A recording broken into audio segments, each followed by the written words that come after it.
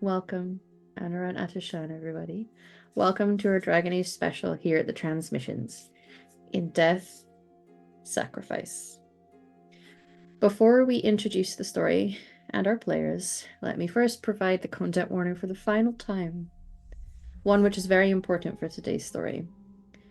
Dragon Age is a setting which has some dark and difficult themes, not only with some grisly horror, but also in its political and cultural tensions.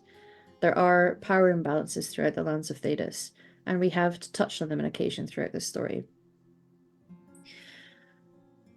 Mostly, our story deals with a blight, a magical plague that is spreading through the land, and the creatures that spread it. This is a deadly time, and the threat of death, especially at the end of our story, is very likely.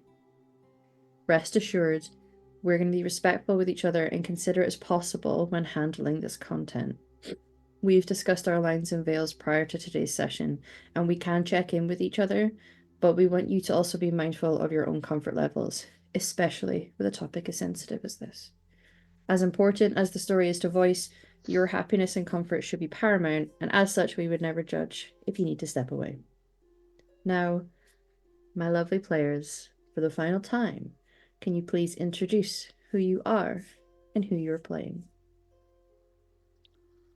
Hi, my name is Nick. I am playing Renard, a somewhat disgraced minor noble of Orlais, uh, and he has been sent here to try to help this city, if he can, if he will. So we'll see what happens. Mm-hmm. Hi everyone, I'm Bex. I use any pronouns. Today I am playing Tekla, who uses she, her pronouns. She is a Dalish elf mage who, hey, came out here, joined the wardens, looking for adventure and potential and brand new horizons. They just might not be the ones she had hoped for in the end. Mm-hmm. Hello, everyone. I am Torin, or Torin Talks Creativity. I am playing Mirna Das, originally a slave from Teventer, became a Saharan convert, and joined the Grey Wardens to have some choices in their life. And here we go. Here we go. I am Val or Valdranth. I use any and all pronouns. I bring Latoya, she, her, a ranger from the hinterlands in Ferelden who just wrong goat at the wrong time. That's why she's here. Amazing. I was going to make a joke that is entirely not the tone of this game. In the lands of Thedas, there are many examples of people who sign up to a life where they may have to sacrifice their life. Town guards, soldiers of their nations, Templars, chevaliers, sailors, the Morn Watch, those living the life of organized crime. There are few in the land, however, who can claim the title of the greatest sacrifice over the Grey Wardens. The Fourth Blight was perhaps the most shining example of this. Aside from the events of the first, it has been the worst blight to ever emerge in Thedas. So much death on all sides, and when the siege of Antiva takes hold, it truly felt like all would be lost. With the darkest of threats this world has ever known looming, the only hope is in the bravery of the Grey Wardens to lay down their lives so that the world might live.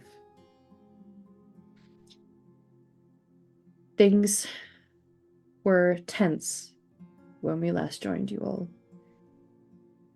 There were people fleeing, screaming, running.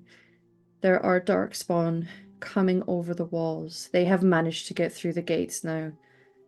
The city is being overrun. We know Antiva City is doomed. And we even saw the archdemon itself, Andral, fly over the city, claim a griffin rider, and crushed it like it was a small bug underfoot. As some of your fellow griffin riders distract and lure it away from the city, you are elsewhere. You're in the alienage. You have found a tunnel, one that used to be used for smuggling, that may now be a last hope for some of the elves in this part of the city. One of your number has decided to take the very brave action of accompanying these people through this tunnel to ensure their safety, with their griffin reluctantly but bravely flying on alone in the hopes to find you at the other side. The rest of you are staying behind for your own heroic acts of being the last wall, a protective force, a shield for the elves as they file into this tunnel to fight back against this impossibly large, seemingly endless horde of darkspawn. We're going to go to those who are creating this shield wall of defense. I want to know, are you on the ground, flying low, or flying high in your act of attacking the darkspawn that you can see in this area? Flying high. Flying high. Like at least the wall height, right? Mm-hmm. Okay. So, go for it. Sorry. Renard, where are you going? Renard and his griffin Hardtalon are going to be sort of flanking the entrance to the tunnel on the ground. Mm-hmm. Tekla and Rivas are flying low. Okay. Conflict comes. It is aggressive. There are so many of them. There are roars. You can tell that there are ogres here who are terrifying. You can hear another roar. Something that Latoya saw seems to be on the outskirts of the wall of the alienage, but the interior wall, that which was designed to keep the elves in or keep the humans out. It's unclear, really, what the true purpose of that wall is. But you hear Bearscarn, these large, monstrous creatures that sure look like bears, but the large spikes, the decaying flesh, they are not natural. There's a lot of threat here. I'm gonna shift our music to something a little more active. So for on the ground here, creating a bit of a shield and flanking at the tunnel. There are not too many at first. Mostly what you're doing is helping people actually just funnel their way through. You are going to see up on the wall, there are a few hemlocks that have set up and are pulling out bows, and they are starting to pepper arrows against those that you're trying to defend. What do you think Renard would do in that instance? You can tell that it's coming towards you. You are far better prepared to have arrows peppered at you than the fleeing elves. So Renard doesn't actually have any shield or anything. Mm-hmm. So he's going to do the next best thing and pick up a dead body, a darkspawn if he can find it. If not, Sure. he's going to use whatever corpse is closest and just kind of use that to hold up in front of the crowd to try and protect them, as well as his own body. And he's going to yell, "Viard, go get them!" Okay, so you are positioning yourself to try and like block some of the fire. You are going to encourage your griffin to go and do its thing. Griffins, uh, they will be controlled and well trained and do what you need them to do, but when not given an instruction for otherwise, they're gonna want to attack darkspawn. That's what they're born to do. And with even just the slightest hint from you that it is allowed to go and do it, it is going to launch itself into the sky and fly out to attack this group of Henlocks, and it is very effective. Your boy is grumpy and old, but that gives him experience in doing this. So yeah, he's gonna go up and start tearing into them. People are thankful for what cover you're able to give, but obviously there are a lot more of them. You're not necessarily going to be able to protect them all. You are going to see someone get an arrow into like the thigh at one point, but you're protecting them as best you can. Okay. Tekla, you can see threats a little further back where these people are. They're a big enough crowd and they're kind of funneling into this area that the most danger seems to be towards the back end of where this crowd is, and in amongst the other parts of the alienage where the darkspawn are going after people who perhaps hadn't been quite so lucky to get out of their buildings in time. Mm-hmm. What are you doing?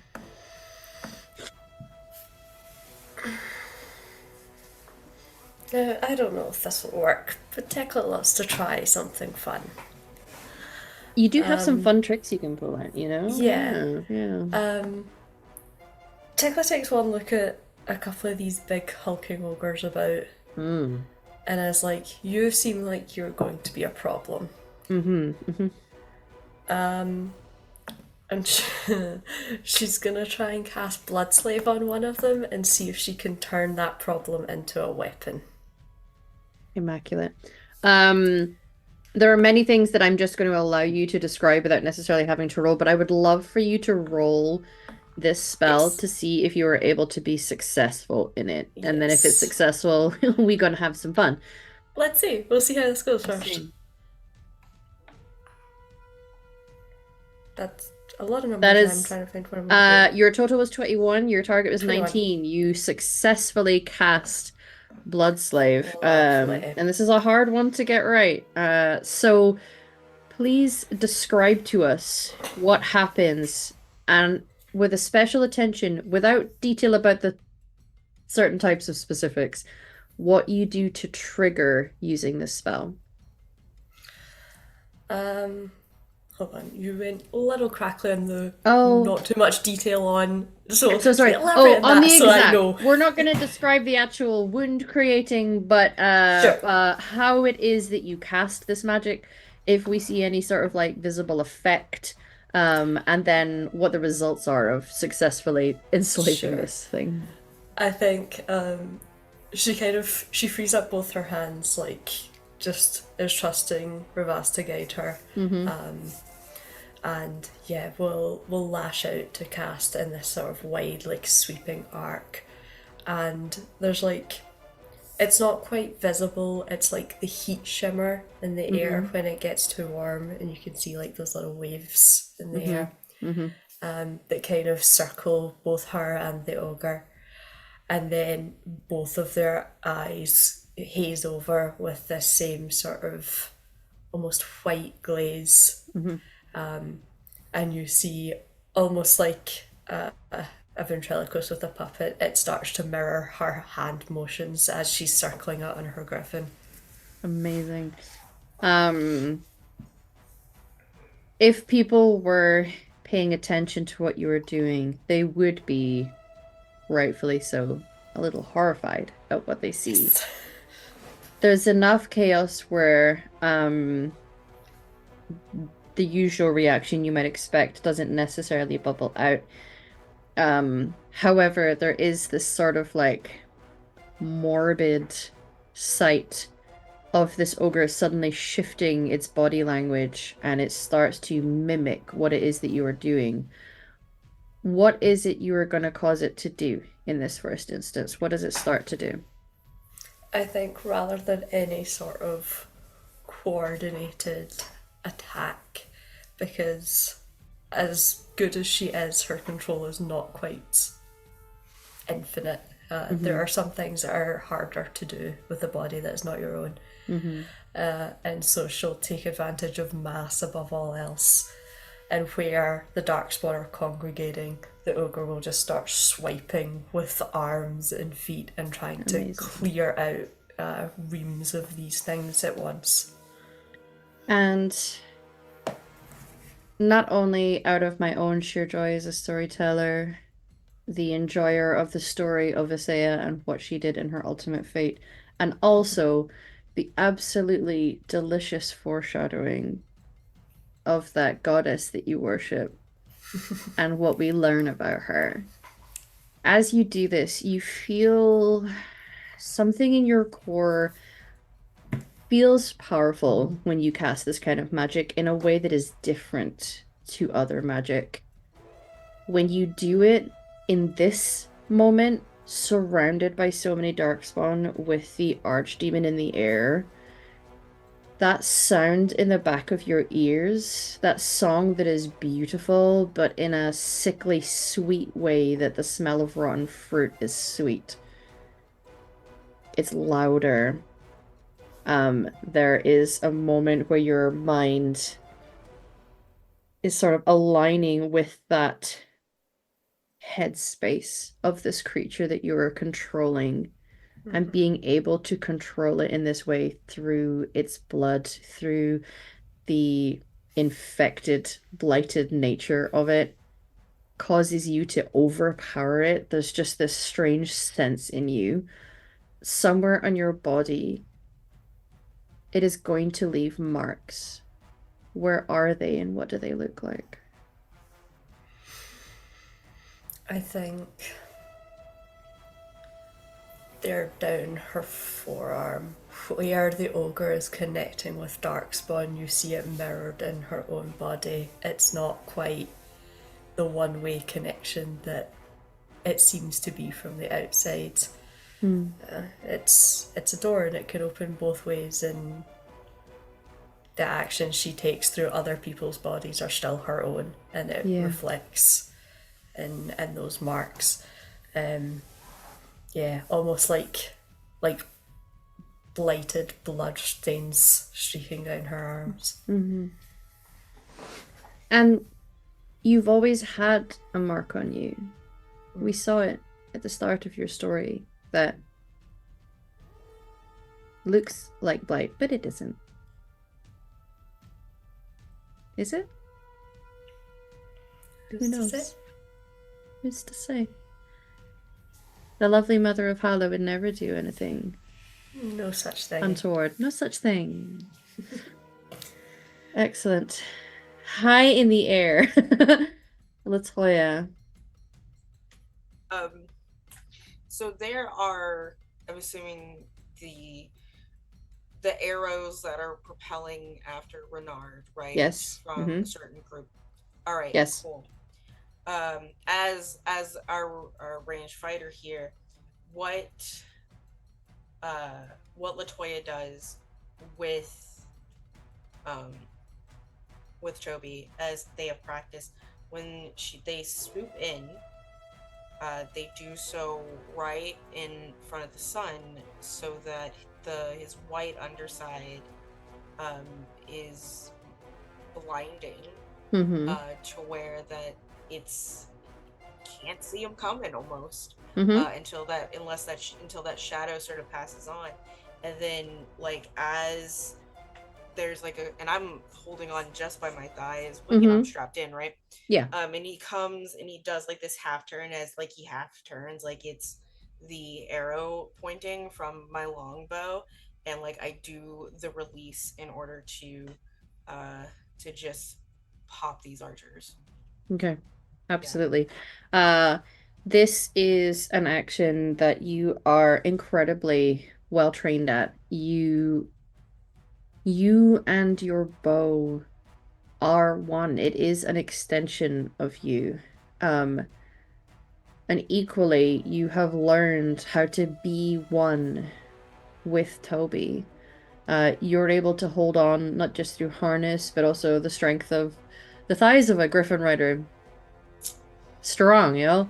Strong, yep. You're well trained, you're in tune. There are instincts with the pair of you that you just know where to move and how. Um, I would invite you to roll to see how badass this is. And Fair. you can either roll your riding or roll to attack with your bow. Regardless of what it is, both things are going to get described in your success. Yeah.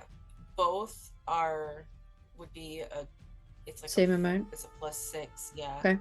I think I'll go ahead and go with my bow though. Okay. For the attack. Do I use the aim action? Yeah, I would say Yeah. so. And I imagine you have some advantages you can spend should you wish. Yeah. Not that you would need it. 21 is incredible. So you are completely fluid. You are a professional, and it's like you are defying the laws of what should be real and capable for people. Being able to have Toby spin and turn, and you're mostly on your side in the air, hands free. Look, wow, no hands. And are able to expertly start pecking things off with your arrows. Describe to me what it is about this action that is particularly cool. What happens that is really impressive in this moment? Yeah, it's like the way that birds of prey are built, specifically red-tailed hawks are built, in that, like, coming from above in the sun, it's hard to see them, and thus it's hard to see us.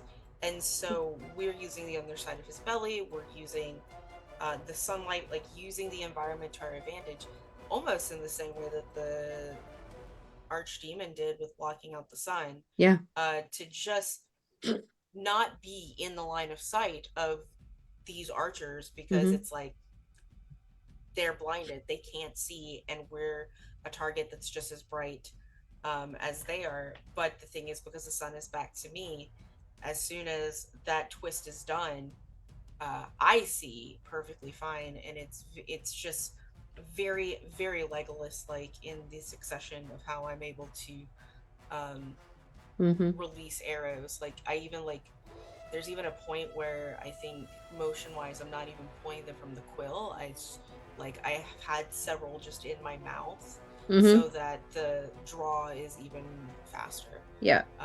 Sort of thing. Yeah. But I imagine it's one of those slow-mo moments during that turn with that close-up camera shot. Hell yeah. You know, and the it sound, you know. Yeah. Like I see the cinematic in my head. Yes, I do too. I can see it. Yeah. We're there. We're kind of like closing in on you and your bow for a moment, and then the camera is gonna follow an arrow as it goes and embeds itself into someone's eye socket. Yeah. And at one point, just because it's funny, with these arrows that are like going into the corpse that Renard is holding, all of a sudden there's not. Yeah. And Renard, I am going to have to just, Nick's not paying attention to me. I'm just gonna have to probably duck low to fly in front of you, just so that I can give you a shit-eating grin, because I'm better than you, bro. And then fly around to you're welcome. Yeah, you swoop down, have a get good, motherfucker. As you fly good. You're welcome and get good, and fly back. Hit him with a skill issue. Skill issue, yeah, for sure. Excellent. So, for the most part, things are going well. We are powerful, whether it is through our ability to command our beasts and act in defense, whether it is through forbidden and intensely powerful magic, whether it is through an awareness of self and that oneness with the griffin and your weapon. It's impressive. We're gonna go into the tunnel. Mirnadas. It is dark in here. A few people at the front end had enough sense to get a light source ready, the two that told you about the tunnel, but there is a point at which that light source isn't there and everybody is just having to make footsteps forward and trust the process as they go. There is going to be a bit of stumbling, but we are contained enough where that trampling effect is not necessarily going to take a hold. Is there anything that you're doing to help with the process, would you say? Yeah, absolutely. Given Miranadas's abilities, they're a little bit forward. And so they're relying on two very big things of detect darkspawn and their ability for their shadow rogue abilities. Yeah. To stay hidden and just keep their senses out in case they're running straight along into something super bad. Yeah. And before they entered the tunnel, I think they went to the two that were helping before and just keep your torches up, let people see you, try to make a pace. And just trust I'm in front of you, essentially. Yeah. Yeah. I am gonna ask you to roll for your detect darkspawn, please. Okay.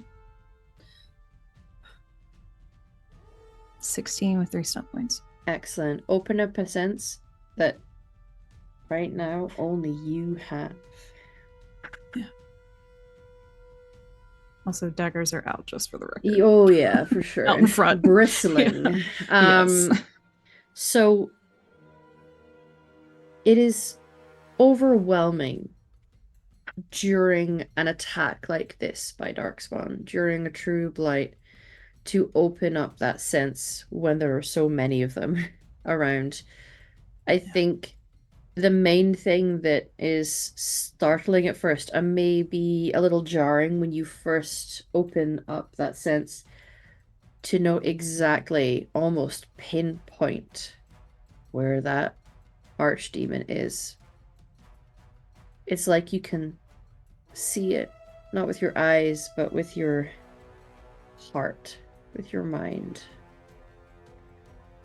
Ahead of you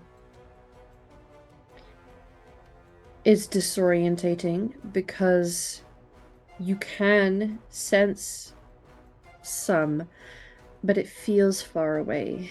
This is a sensation you've experienced before when tracking darkspawn, when you are in a wilderness and they are below ground, where they are close, but not in front of you and not sharing space necessarily.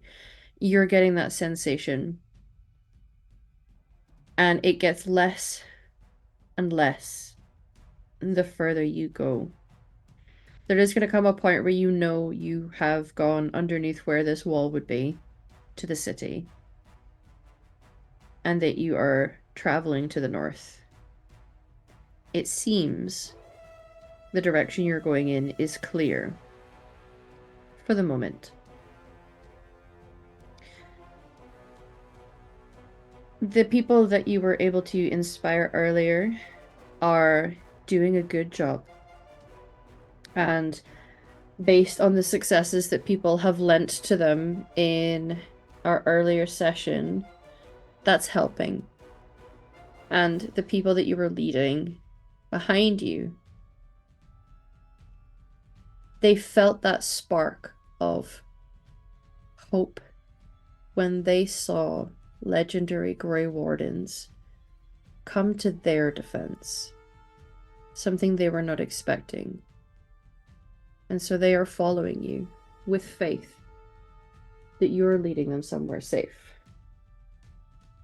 Is it going to be safe when you get to the other side? We will find out. Heading back into the city while this cat tries to climb on top of me. You are not the tiny little cat you think you are, sir.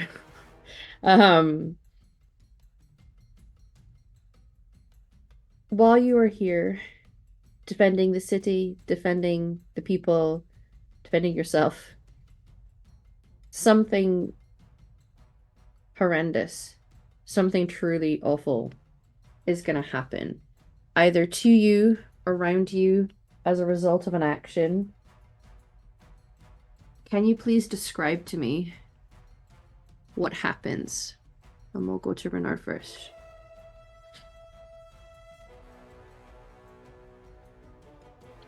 So as Renard is kind of just trying to get, just one more person into these tunnels, and trying to, protect as many people as possible,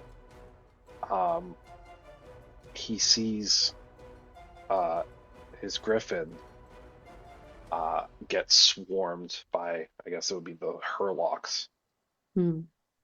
And, even though Hard Talon is a veteran, eventually he just gets completely swarmed and overrun and just disappears under a mass of darkspawn. And right before that Renard can rush forward to help him, one of the Genlock arrows just takes him in the upper leg and drops him to a knee. And it's all he can do just to watch and hear the sounds of his griffin screaming out in pain and anger. And not being able to act. Yeah. Yeah. Difficult. Tekla, you are puppeteering an ogre. You are feeling powerful. I am going to put something in place into the scene for any of you to react to. Peeling off, getting a little lost, confused. There's a few of them running, trying to find a direction. They want to join the crowd running for the tunnel, but there are now darkspawn in their way. You are going to see the small boy who spoke to you all in the town square, who was trying to help and was very inspired by your griffin's little bastion, is suddenly cut off from the people he was running with, and the ogre you were puppeteering is very close to him. However, your moment does not have to include him. However, something horrific, something bad, whether to you, to people around you, what occurs? I think Tekla is in this haze of puppeteering, but has just enough awareness to notice how, like, the little boy at the last second and hard pulls her ogre to try and avoid any harm coming to him. And in doing so, turns with it and just turns herself straight into the path of likely of her locks, and is unseated, I think, from her griffin. Perhaps not fully, not enough to fall, but loses the blood bond, concentration broken, and is forced into spiraling, trying to regain her seat, her control.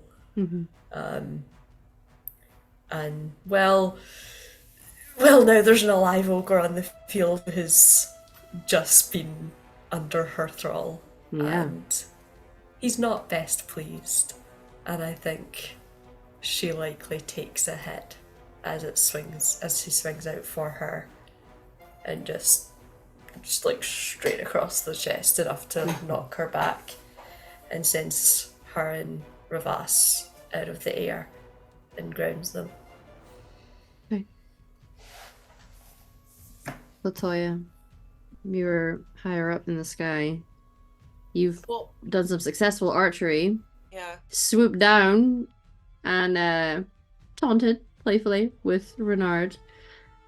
Something bad happens to you, to people around you. What is it? I think that thing that happened with Renard is not long after, like, my swoop, right? So I am, like, coming back around as quickly as possible and honing in on like, can I at least pick this man up to grab him, sort of thing. But because I'm so honed in, I don't see until it's almost too late one of those giant bear darkspawns sort of comes through the rubble, and I know from this angle it is going to grab Toby and drag it. So I drop my bow because I have to grab onto the saddle horn and the reins and do the sharpest turn that I can. And so this thing grabs me. Okay. And it's so strong and it's so powerful, it rips me from the harness and the saddle straps. So Toby goes and I don't. Yeah. It doesn't like consume me or anything, but it's like a big toss. Yeah. I'm not looking great, and honestly, No. I'm And it's probably not. painful on both of you to rip out of a harness as well. Yeah, and I imagine like I skid across, across cobblestone and body, and I'm kind of look at Bernard because I'm not very far now. Thanks, big guy. You don't happen to have one of those stupid jokes on you, do you? Afraid I'm all out of jokes at this moment. Pull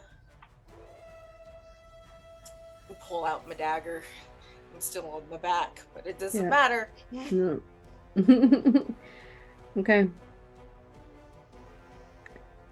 Moving through this tunnel, mostly in the dark, letting some of your other senses take over, Myrnidas. Something bad is going to happen in here. To you, to the others of the tunnel. What happens? I think with the literal horde getting closer, I think this mountain probably has a lot more shaking and stampeding above it than it has probably ever had in a long time. And I don't know if it's necessarily a full system collapse, but I think we're definitely taking losses with stones falling. Sure. Especially because we can't see. Yeah. And it's probably not a very big tunnel to start with. Those damn stalactites. Yeah. Okay. It creates more fear. There are some screams that are now echoing through this tunnel. Some people try to go faster, which causes them to bump into other people, and it's getting more chaotic in here, where things had been going a little smoother before. Yeah. Myrnidas, I think, attempts to yell, keep pace. Just keep pace and try to go down the line, but yeah. I don't think it's going well. No. Now, eventually, there's going to be a bit of light at the end of your tunnel. Quite literally, whether if it's figuratively or not. Inside the walls, the first thing you hear is another roar of the archdemon. It sounds angrier, and you know it's angry because you feel it. You can feel the anger and the hatred that exists. Blight is not just disease and decay and rot. It is like hatred made manifest. Hatred and anger and confusion and bitterness. Where that comes from, you don't know.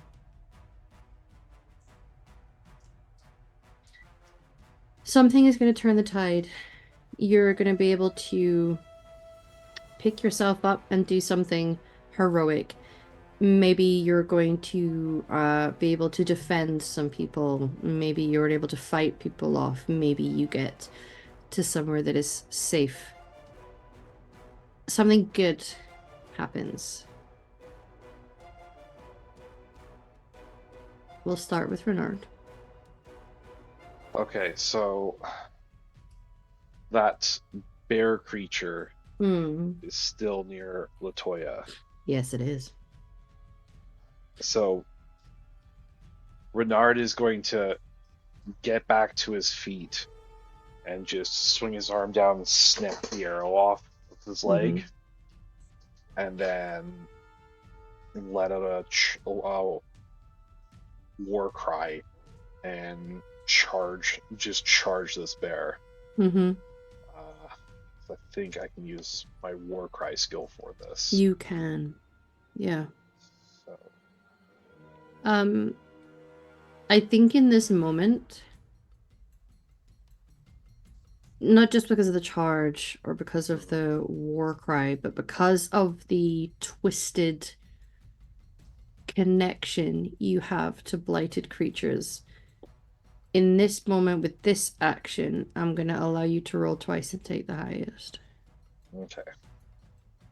Doesn't mean you'll succeed. They both could be shit, but you can take the highest. First one's a 16. Oh. I think I'll take the 23. Yeah. Yeah, I'll 23 take with that. 4 stump points. Let's Jeez. go. Okay, so Goddamn. what you're about to describe is quite literally epic, because once you get over 18 in this game, you are officially doing heroic, epic feats of strength that are inhuman. Mhm. So, describe the scene to us of what happens here. This is the moment that when we were reading novels, when we were watching TV shows, is a big crest. So, as I said, as Renard gets to his feet, he just swings his arm down, snaps the arrow off, lets loose just the most ferocious sound you've heard a human make, and just charges this twisted bear creature, which meets his challenge and charges back. And within seconds they clash, and Renard stops it dead in its tracks with a halberd straight to the chest, and actually uses the entire momentum to pick the bear off the ground, swing it over to his head, and just smash it head first behind him. Fuck that bear. Yeah. It is epic. It's quite the show of strength and skill. Turns out, Latoya, he did indeed get good. So, what can we say? Yeah. Bro. Yeah. Sometimes you really gotta motivate people, I didn't know you had game like that. Yeah, what? Yeah. GG. Okay, so Tekla, you have taken a wild stray hit from this ogre who we know can crush a person, potentially injured, feeling that strange twisting sense of power within yourself, knowing that Bastian was stopped in his tracks and had to scuttle back out of the way of this ogre and probably screamed. In this moment, you do something to regain some power, take control, do something cool. What is it that you're doing? I think Tekla's first priority is fully staggering to her feet, oh, okay, ow, that one hurt. Yeah. But it's oh, there you go. Fully locking in, no time for any of that. And we'll scan for Bastion and just bodily pick him up and toss him onto Ravas and be like, fun's over, time to go. And gesture for Ravas to take Bastion out. Okay. So, there's a few things I could ask you to roll here. You could use one of your communication skills. If you have animal handling, it could be that. You could use your skill as a rider, so I'd allow the riding skill. It could be about inspiring some courage or self-discipline in Ravas, in Bastion. What do you think you're leaning into to try and succeed in this moment? I think probably self-discipline in the case of it's scary, but everyone's gonna go it alone because you can't stay here and I can't go with you. Yeah. So Okay. it's time for you to go. So, this is something that you're so well tuned with your griffin. They are extensions of you. I'm going to allow you to roll it twice and take the highest as well. Alright. Maybe good. 16. Better, yeah. Yeah. There's a little bit of resistance at first because this is a dangerous situation and you're hurt, and there's a lot of darkspawn around. So a well-trained, very loyal creature is not going to want to leave your side. Ravas is hesitant at first, but understands how to take instruction, understands it has to take something to safety. Yeah. Yeah, I think likely Tycho, will scratch his face and be like, listen to me, this is important. Yeah. You are successful. It's gonna bow its head with a bit of a grumpy sound. Yeah. And then we'll take to the sky. Bastion is gonna hold on very tight, probably scream a little when it first takes off, and then just like lowers center of gravity to hold on to whatever he can with legs and hands. Yes. As Ravas, who knows exactly how to carry a person, takes off expertly. Yeah, Leaving you alone with a lot of darkspawn around you and some ogres. Yeah. I think Tycho watches them go and just goes, love you, buddy. Okay. And turns into it, like, time to go. You know, and in the classic, like, I'm a blood mage who? What? You know, like the wiping of blood at the mouth, like just it's like okay, let's fucking go. Yeah. Yeah, we got it. Okay, very good. Okay, up. We've got Latoya, who's on the ground, got dragged along, got probably really fucking hurt. Maybe even in a moment of having been torn away from your griffin, feeling that exposure, that lack of safety and ability to ride and be in control, snatched from you very aggressively. Something you do is going to turn the tide here. What happens? I think what happens, I am now on adrenaline. Like, there's eternal organ damage at this point. Yeah. Like, wounds from teeth, right? I've even lost my bow. Because I had to toss to the side to do the sharp turn. But, like, essentially, I even relocate my shoulder as I stand up, like just pop it back into place. Not the first time I've done this, apparently. Got the dagger in one hand, and I just hold up like my empty arm just into the air, and essentially Toby will swoop in and grasp me with his front talons and take me in, not too high, because I essentially guide him, because Renard's got the bear, and I can't let this motherfucker show me up even now. That ogre that took that thing at Tekla, its back is towards me, and I am just move slightly higher and higher, and then I give the signal to be dropped by Toby, and I want to come down and with my dagger, like, essentially into the base of its skull. Immaculate.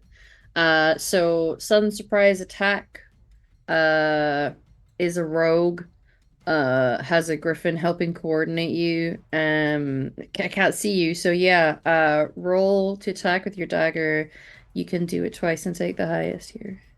Gotcha. All right, dagger, let's go. Take the aim action. I mean, yeah. Let's go. 19 for the first one. Let's see if it's very good. It's really good.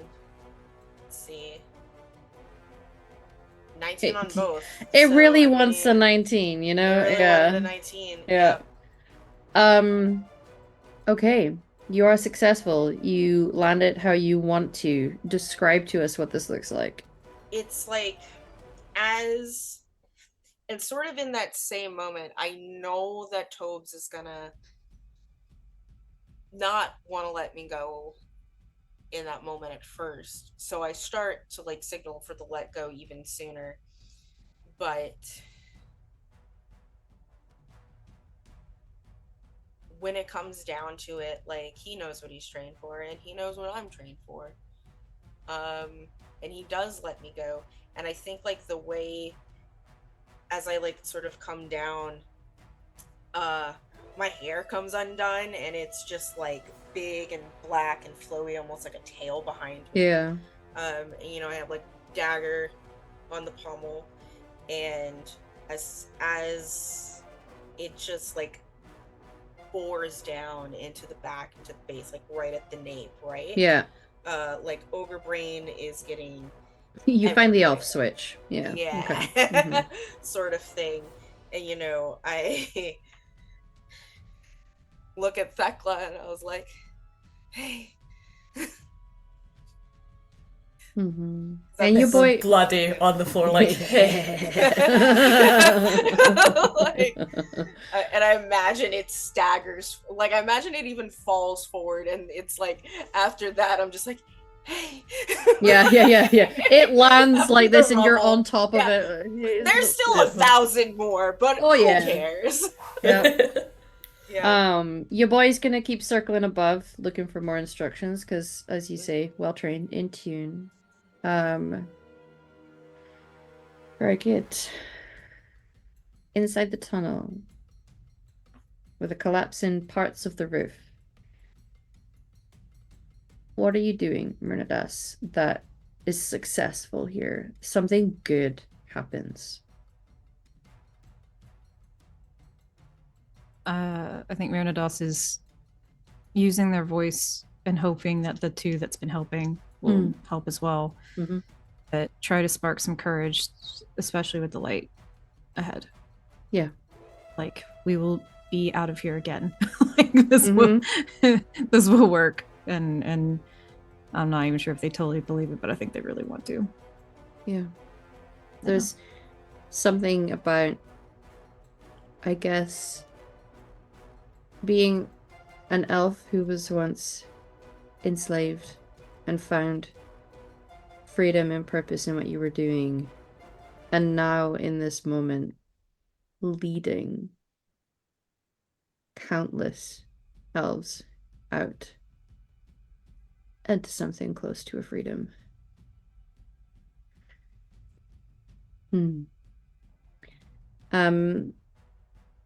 What skill would you like to lean in for this? A bit of courage? Courage. Yeah. Go for it. Roll twice and take the highest, because they are inspired. You are truly leading them in this moment, and they trust you. 17 with a 3 on the points. Nice. Okay, so it works. They listen. They're hopeful. The end of the tunnel comes. There's a little bit of stank on your success here. What happens? I think when we actually get out of, like, through the tunnel and out, Mir immediately will scan. Is there anything in front of us? I think there is a fairly large ledge in front. What obviously seems to be a decent clearing. Yeah, you've come out to what is essentially a pathway that leads down this cliff face, and it curves, you know, side to side, left to right, curving down. You've come out at this pathway. It seems to lead down to a small alcove, small rocky beach, perhaps. You could see maybe smuggling ships pulling up here and not being seen by main city folks. Further up, you could at least curve up and get onto like a little closer to the top end of these cliffs and get high ground.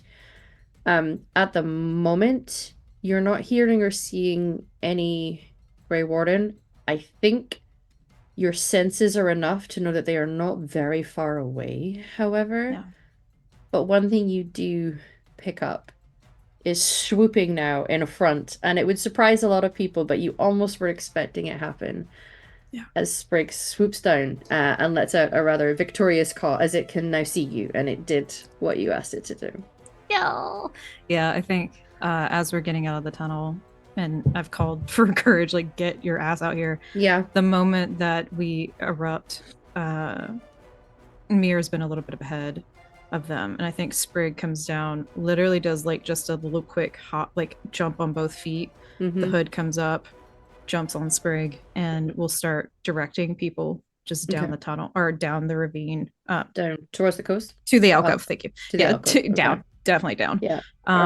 And with watching them flood out, hopefully not too bloody, I think they're going to start going straight ahead, because the only assumption that they can make is that there's darkspawn ahead too, somewhere. And we need to head that off so that they can move towards or north the coast. Okay. Yeah. Right. So, everyone.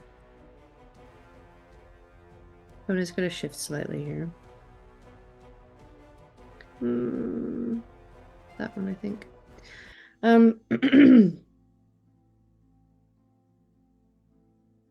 A lot of heroics are happening here. We are successful. We are bringing down large creatures that are difficult even for groups to take down. When pushed to your limits, you are capable of great things. But against impossible odds, it is not always going to lead to success. You hear another call from the archdemon. It is much further away now. There's a moment where you can at least settle on the fact that what your other counterparts were doing, led by Garahel the elf, they've distracted the archdemon and pulled it away from the city. Because truly, the darkspawn are going to lead to great devastation. But if an archdemon was razing your town to the ground, there would be nothing left but dust. It's given you a window. It's allowing those that you've been helping so far to maybe, possibly, actually find a way out.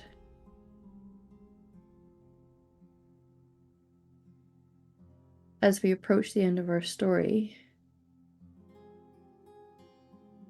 your last action, be it the thing that is going to help you get to safety, but I suspect, I believe, for each of us, your last act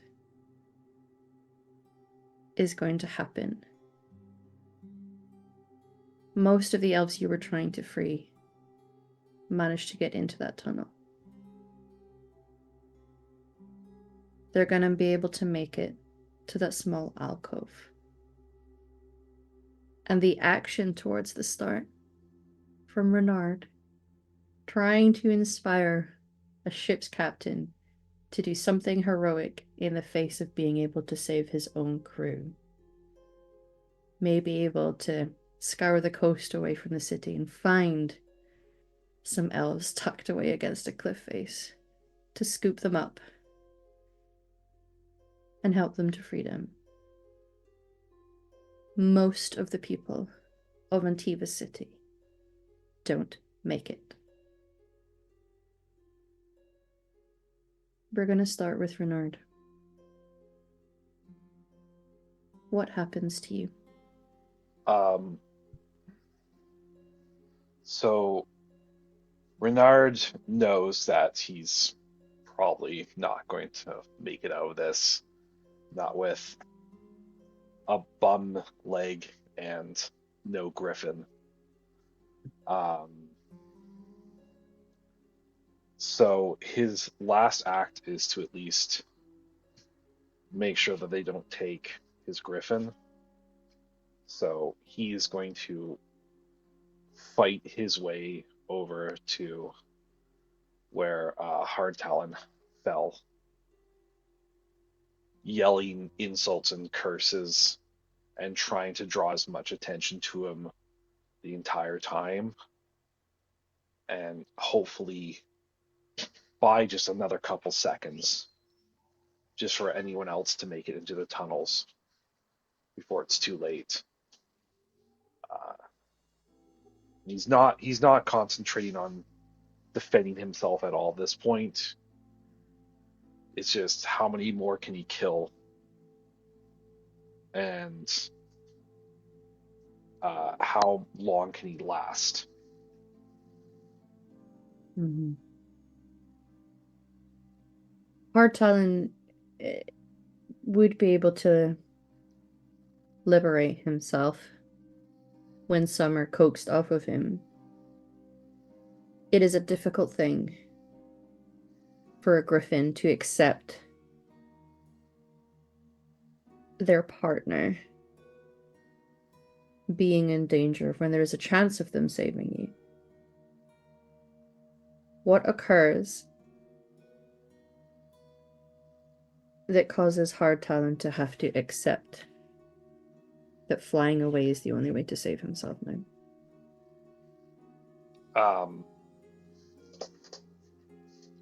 By the time Renard finally reaches where Hard Talon is and manages to fight off the rest of the darkspawn surrounding him, at this point he's probably lost track of the amount of times he's been stabbed and cut and smashed and shot at.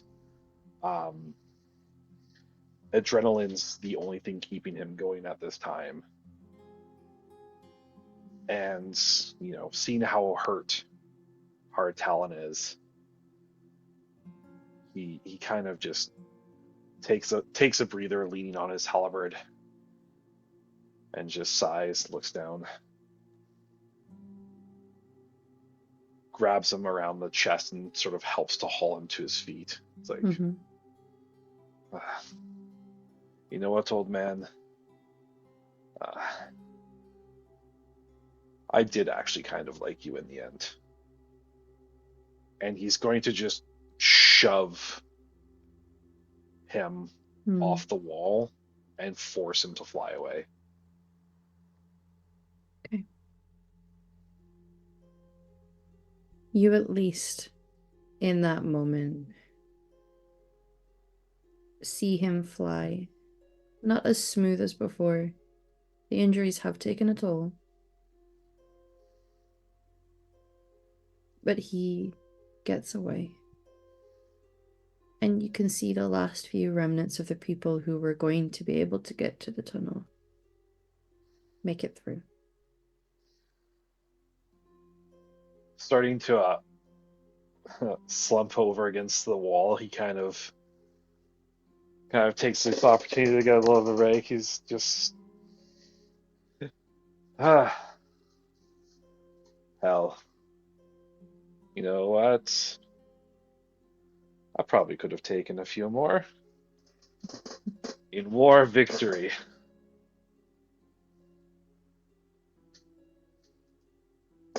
Yeah. And maybe in that last tussle, before you take your breath, you manage to take the last breath of one last darkspawn as you go. In death, sacrifice. Hecla, what are the last actions that you do here? I think Tekla is on her feet, wavering a little, injured, bloodied. Again, probably concussed. There's probably something broken. It is what it is, That's the job. And just takes a second to look out at the hordes still coming, and it is endless, just waves upon waves upon waves. And I think she scratches a little at her arm where those marks are, takes a long breath, and thinks, well, might as well go out singing, and opens herself up to the call in her head and throws herself into the horde and just lets everything in. The anger, the fury, the strain, the stress of it all, and throws it all into the most powerful wave of blood wound magic that she can possibly muster, and be like, if I'm going down, it's with all of you. And right before she leaps in, we'll just glance at Latoya and go, been fun, see you later, and disappears. And then you just hear her roar as she lets it all out. Yeah. And it is such a sight to see of what raw and unchecked magic is. Yeah. Especially this kind. There's something that feels impossible. Yeah. And just around you, it's almost like you are conducting a symphony, and instead of sound waves, it is just blood emerging from you, from them. A sight, if people come and look whenever this fight is done, there's just this circle around where your body falls, where you called to the blood within them, the blight within them, and you pulled it out of them. But it is the last act that you do. It's funny because when you do fall, that effect, those marks on your arm have spread, and people may even mistake you for one of them. Yeah. Somewhere, with the frightened sounds of a little boy, a sad lamenting cry from a griffin is going to be heard.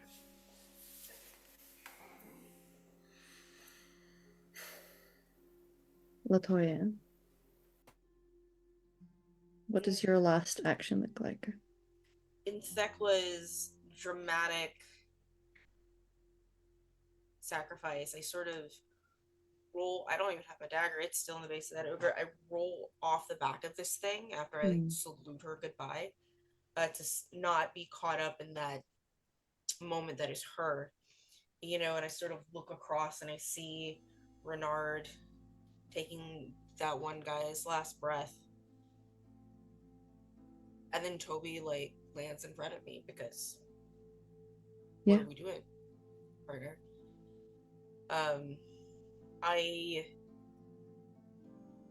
The saddlebags he has are still there, and so I kind of go over to them,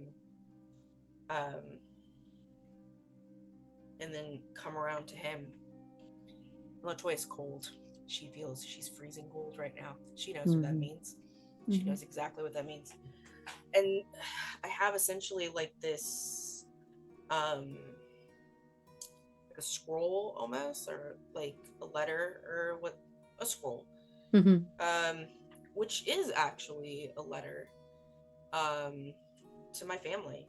And I just kind of boop him on the beak for him to take it in his mouth, and I go, special delivery protocol, just like we practice. He hates it. He knows what it means. But he still goes. And there's no, for Latoya, she'll let Renard and Thekla be really cool in their last moments. Latoya just closes her eyes and just let death take her. Yeah. It's almost like a defiant grasping to make that last moment a choice. Peaceful? Oh, but that last thought she has in her head, she's like, maybe it wasn't us. I really hope his grand chicks get to take out an archdemon one of these days. Yeah. I even want to say, I even like hone in just to feel where that monster is before it goes, because, and hold on to it just in case I feel someone else snuff it out before I go. Probably not. Not yet. But I latch onto that essence before I go down. Yeah.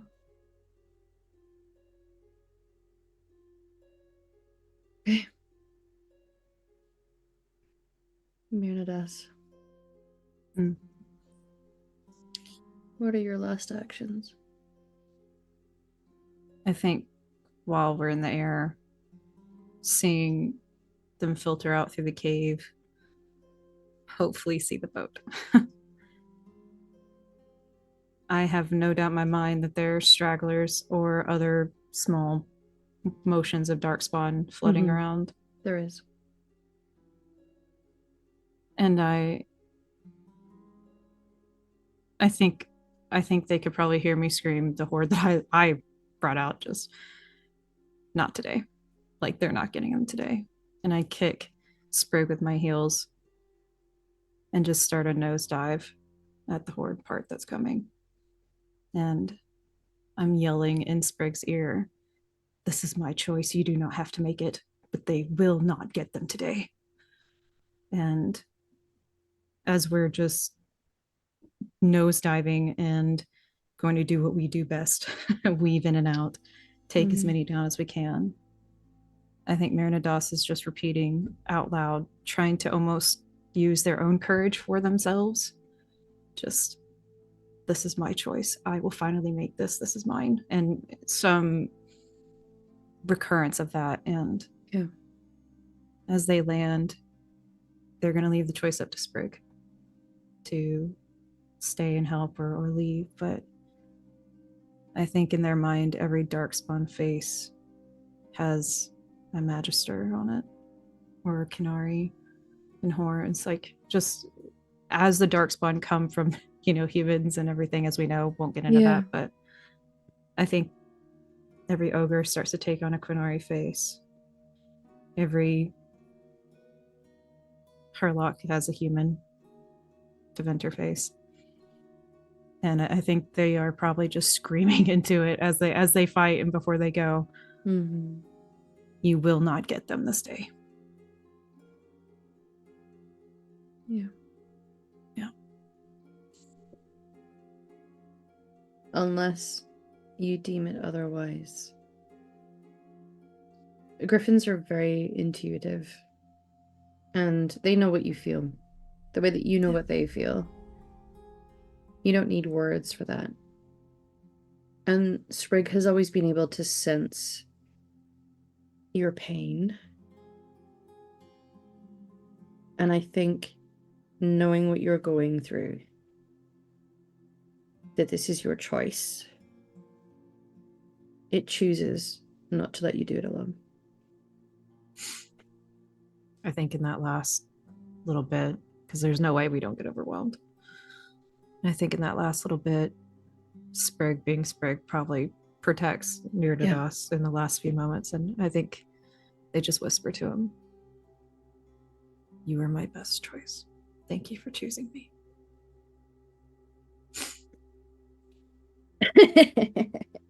Very good. Okay.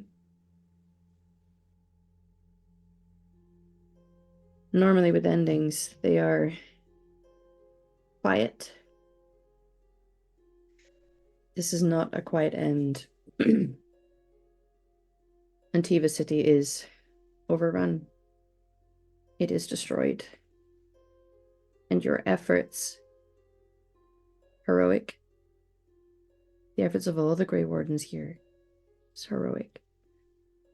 But you're just at the start here.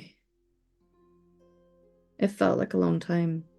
It's maybe a year or so in that Antiva city's siege breaks. This blight lasts for 12 years. The fourth blight was catastrophic, ending with the Grey Warden Garahel's sacrifice to slay the Archdemon Andorel. And as a result of his sister Isaya's actions, it propels them towards success, but it also resulted in the extinction of the Grey Warden's griffins. This was their last flight, at least for a very long time. Millions died, cities destroyed. The conflict was also significant enough to unite Thedas, and it halted an exalted march that had been warring against the Tevinter Imperium. There is no doubt that the world was significantly changed after this. All of the Grey Wardens paid the ultimate sacrifice and were truly the heroes that the world needed. Here, in our tale, these four were heroic, and their sacrifice will be remembered, even if it's in a small way. I invite you all now to narrate a scene of remembrance for your character. We can go in the order we've been doing our recent scenes, which means we start with Renard. So this scene is again his family's villa outside of Orlais, where the matriarch stands, in the fashionable clothes and the white mask that the nobility wear. And as she stands there, holding a dried flower crown in her hand, she places it on a small, unremarkable gravestone nearby the river, which is probably the closest thing that she'll ever get to having a memorial for a son who was such a shame to the family name that he had to be taken in by the wardens. But still, it was her son, and from what the wardens told her, at least he died bravely, and he saved people, and he redeemed whatever honor he may have lost.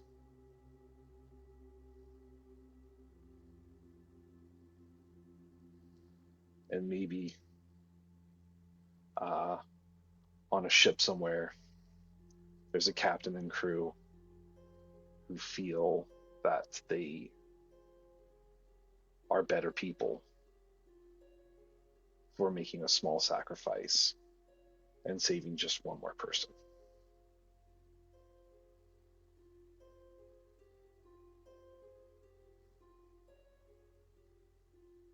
Yes. Well, I also said he died a hero. Thekla. I think somewhere for the rest of the blight and beyond, hopefully, there's a little boy who gets to live out a life telling a story about this tiny little woman who came in smiling when everything felt impossible and put him on the back of a griffin and sent him off to safety. And as he gets older, I think more people start to think, no, that didn't happen. There's no way. You didn't see a griffin. I don't believe you. But it doesn't really matter because he keeps telling it over and over. And for as long as he tells that story, and for as long as people hear, for as long as they can. And for as long as he tells it, and for as long as people gossip about it and disbelieve it and pass it on, it doesn't really matter what anyone thinks or what happened to her, because Tekla never really dies. Not for as long as her name is on people's lips. And well, isn't that exactly the way she would have wanted it? Out there, halfway across the world, no matter what she did. Mm. And your actions and being able to be with Ravas for a while, I think eventually little Bastion is gonna get to grow up to be big Bastion, who is definitely gonna sign up to become a Grey Warden. Oh, buddy. Yeah. Buddy, you've made terrible You choices, would. but it's Does okay. he still have the first weapon we ever got him? Oh yeah. Yes. Of course. Keeps it. Whole heirloom. Oh, He baby. too wants to be the shield that the world needs. Yeah. Yeah. Latoya. So, I think, you know, Toby takes his time flying south. He's got oceans to go over after all, but he uses, with oceans come thermals, so he's able to sort of rest as he is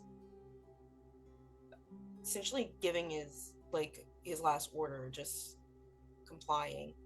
But if griffins cry, they can, right? Mm. And he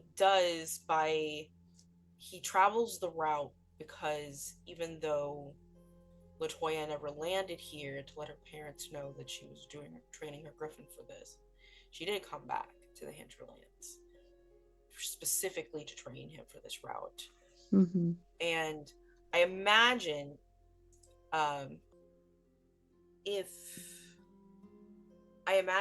like my mom is probably tending gardens in the hinterlands, whereas my dad, without his leg, is sitting in a chair, are very surprised to see a griffin land.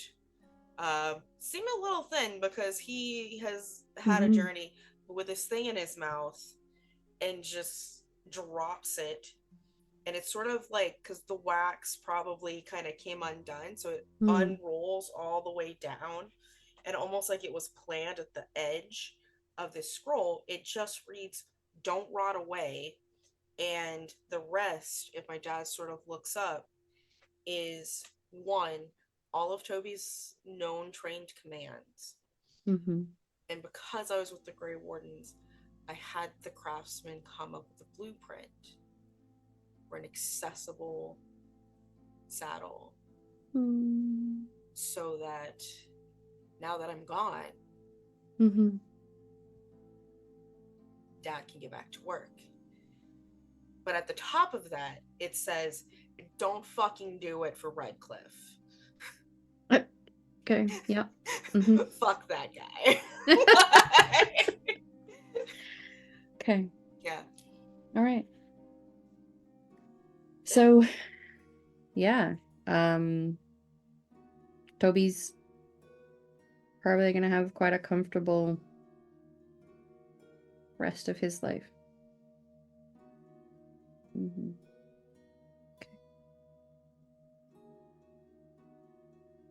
Mirnadas. Yeah. I think, at least what I would hope or Mirnadas hope the legacy would be, is anyone that was making their way to that ship would have seen and heard the "not today" and the nosedive that happened. And I think they would hope that those elves that were in the alienage were able to actually escape on a ship, whether they stayed on a ship, whether they joined another one, whether they, found a small island to hide on. They were inspired to make choices. probably for the first time ever for themselves, to not be under the thumb of a chantry, of humans, of anyone else, and that they got to have the privilege of having choices. Yeah. Yeah. A future they weren't expecting. Yeah. Whether they actually remember who they were, who that griffin was, anything like that, at least they got to have choices. What you inspired in a group of people who have experienced oppression and a life and cycle of poverty that feels like that is their only choice. You kind of taught them that nothing is inevitable. Yeah. Okay. You all were heroic and remembered in some way. And even if just in small parts, and your names are not included in them, the stories from the Fourth Blight endure. People learn of that sacrifice. There is a moment in Thedosian history where some parts of Thedas forget the true act of sacrifice that the Grey Wardens do. But it turns out one thing that was inevitable was another blight, where the Grey Wardens once again got to prove the heroes that they truly are.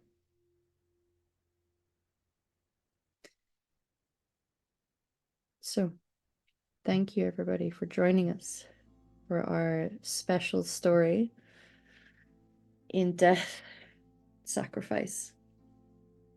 It has been a wonder, a pleasure, and a joy to run this story and tell it with all of these wonderful players, and to you all. We're going to take a little moment just to tell you who we are, where you can find us on the internet. But thank you again from me to my players for telling this very special story. So, outros, please. All right. Hi, I'm Nick.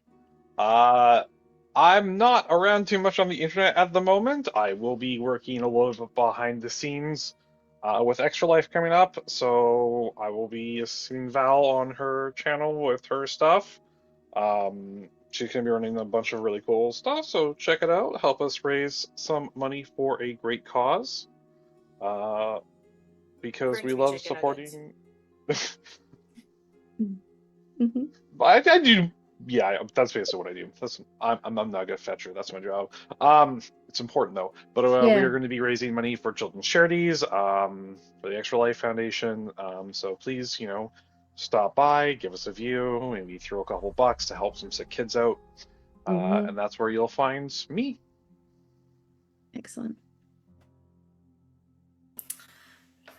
Hi everyone, I'm Bex. You can find me mostly on Blue Sky at Phoenix Force. I talk about tabletops that I'm doing, games that I'm on, my PhD on lesbian fantasy fiction, and pro wrestling. So, real mixed bag of things going on in there. But yeah, that's where you can find me mostly. I tend to avoid other places on the internet because of tend to avoid other places on the internet on account of the horrors. Yes. Absolutely. Hello, everyone. I am Torin, or Torin Talks Creativity. The easiest place to find me is Twitch, and then it links to everywhere else because it's quite busy over there. Soon-ish, we'll be having the last charity game that I run of the year, and we'll be raising money for literacy, helping resources for literacy. Otherwise, it's been wonderful. I'm going to go cry for like 2 hours. Thanks, y'all. It's been great. Love it. By the way, crying with hard contact lenses is not easy. No. I'm really fogged up right now. Yeah. They didn't stream down my face. They're still in my eye. The tears just get lodged yeah. behind them. They're just like, I blink and there's like bubbles. So I will take my contacts out of here pretty soon after I do my outro. But hi everyone, I'm Valdrianth. At Valdrianth, anywhere on the internet. I produce TTRPG actual play streams for me and my friends over on my Twitch channel. I've got a lot of stuff in the pipeline right now, including said Extra Life Weekend that Nick advertised on the second weekend of November. 9 games, 9 storytellers, like 5 players per. It's a lot. Like, I've been doing this for a decade now, and we're gonna try and raise $2,000 USD for BC Children's and other hospitals.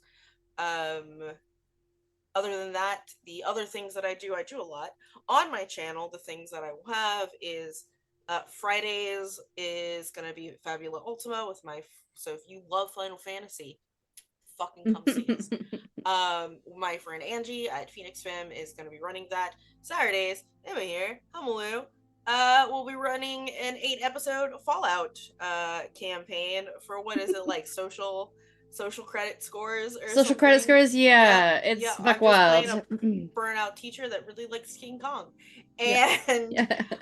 and then I should have my application out for Thirsty Sword Lesbians here pretty soon that my friend Jess at Omega 362 will be running. So yeah, if you're interested in any of that, please check out my channel. Otherwise, over at Sword and Key, do you like biblically accurate angels that you might be able to smooch? You should come watch me run Nightmares of the Frontier on Sundays in the afternoon. Because I don't know if you knew this, but angels are monsters and all monsters are smoochable. So yeah, as somebody who played in a Nightmares of the Frontier campaign where my character did get it on with a biblically accurate godlike yes, creature, I did. And yeah. it's the same world from Yeah. Ballad of Conjurers. So, yes, which I also yeah, played. yeah. I mean, So as it's gonna someone be a who did direct their sequel. Yeah. As someone who did their master's dissertation on monster romance literature. Let's go. Angels are monsters. All Angels monsters are are yeah. fair game. And all monsters are smoochable if you try hard enough. So on that note, hi everybody. I'm Emma. I'm on the internet. This here is a channel of me and my friends. And you can see me here quite a lot. We're now done with this game. There are other things being recorded and going out live, including on Mondays. You can see me in a cyberpunk game, where I am getting to play a nasty little rat boy. It's great. And you can see me on Val's channel running Fallout, and then our Blood and Lyrium is going to be the start of next year, which is very exciting. Back for season 4. Woohoo! And then I'm involved in the Extra Life campaign. I'm in the Sunday games, November 9th, where I am playing Monsters of the Week for the first game, and then I'm running the second game, which is a 10 Candles game. It's going to be good. Help us raise money for sick kids, y'all. I think that's all. I've probably forgotten something, but it is fine. Follow me at Homaloon. You'll see things on Blue Sky. That's it. Thank you for joining us on this story, which was definitely funny in parts, but also heavy heapings of sad because blight. So thank you for joining with us. If you got emotional as we did, go and decompress after the session. Do something nice. If you have a pet, give it a smooch. Until next time, everybody, I'll see you around. Take care.